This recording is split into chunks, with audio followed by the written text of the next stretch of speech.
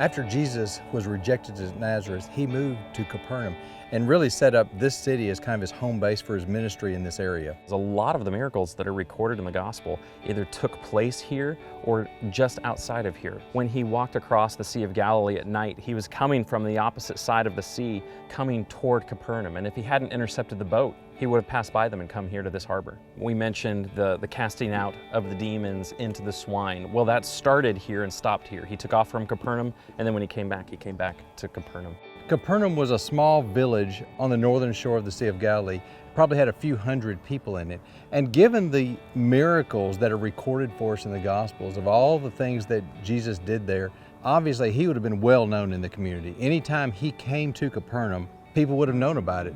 Now, there are a lot of miracles that we could talk about, but there's one that I think is extra special. It's over in Luke chapter 8.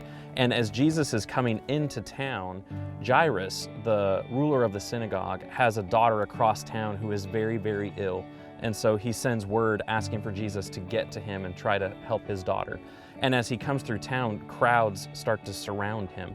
And in the midst of all of that is when a woman who has had a flow of blood for 12 years and has been spending all of her livelihood, gone to all of these doctors to try to take care of that, comes up to Jesus and she just touches the edge of Jesus' garment. And as soon as she does that, she feels within herself that she's been healed. And Jesus stops and makes a comment about it and gives her opportunity to acknowledge what she's done. And in that interlude, the ruler's daughter actually dies. And by the time he gets there, the mourners are already there. But of course he goes in and he raises her. There's just so much about the facts in that miracle that testify to Jesus and who he is and how compassionate he is. You have this woman who for 12 years has been ceremonially unclean. It's hindered her ability to be social, and she has exhausted every possible way to heal herself. She is hopeless. There's nothing left.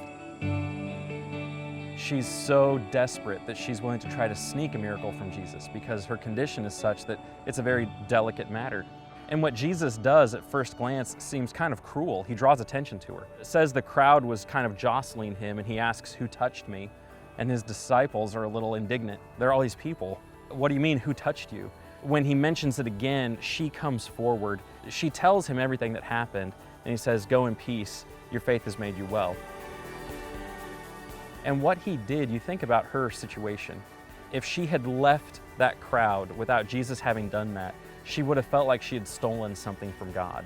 And she wouldn't have been as apt to have shared the news about it, and she would have felt guilt over that. Instead, Jesus provided her an opportunity to be open and to come clean about it and to be more public with it and walk away feeling like she had been granted a gift, not that she had taken anything.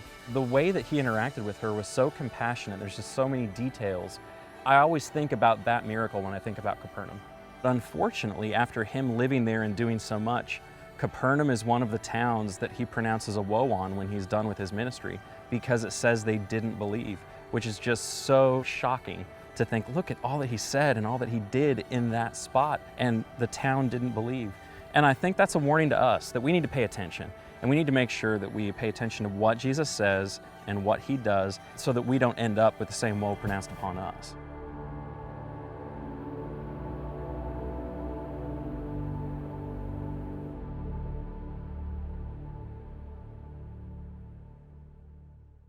I'm Craig. And I'm Stu, and we're the founders of Appian Media.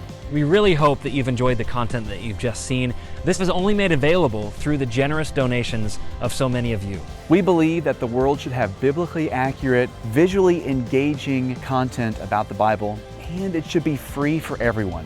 We would encourage you to visit the membership page of appianmedia.org and consider becoming a reoccurring member. Everything that you donate to Appian Media is tax deductible. However you decide to donate, we really appreciate your support.